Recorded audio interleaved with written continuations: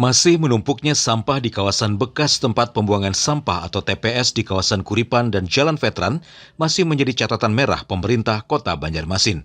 Terlebih saat ini belum ada tindakan tegas dari pemerintah kepada warga yang masih saja membuang di tempat ini. Bahkan media ini sempat mendapati salah satu warga yang membuang pada siang hari tanpa ada satupun petugas yang menegur. Padahal sanksi membuang sampah bukan pada tempatnya sudah tertuang pada Perda nomor 21 tahun 2011. Sudah berulang-ulang, kampanye sudah juga kita pasang juga tenda Satpol PP di situ, tetap aja dijaga malam-malam, ya kan, subuh dibuang. Ya itulah mungkin perlu kesadaran warga. Sekali lagi kami menghimbau warga yang membuang ke TPS Kuripan bahwa TPS Kuripan itu sudah ditutup. Kita jaga, kita rawat sama-sama kebersihannya. Apa ngalihnya pian membuang sampah ke TPS-nya resmi lah. Pasar Buah. Pasar Buah. Tak jauh sedikit tetapi wajah kota menjadi rapi. Memang ada beberapa ex TPS ini yang berada di pinggir jalan yang sudah menjadi kebijakan pemerintah kota untuk tidak digunakan lagi, untuk ditutup.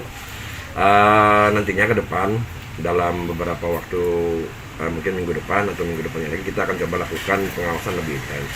Itu yang pertama. Yang kedua, mungkin sudah kita koordinasikan juga dengan kawan-kawan di DLH dan juga di Satpol. Kita akan coba melakukan operasi justisi di lokasi tersebut, baik nantinya juga terkait dengan pelanggaran-pelanggaran yang ada di sana, sehingga bisa menjadi pembelajaran, mengingatkan kembali penegakan peraturan daerah terkait dengan larangan membuang sampah di luar jam yang ditentukan.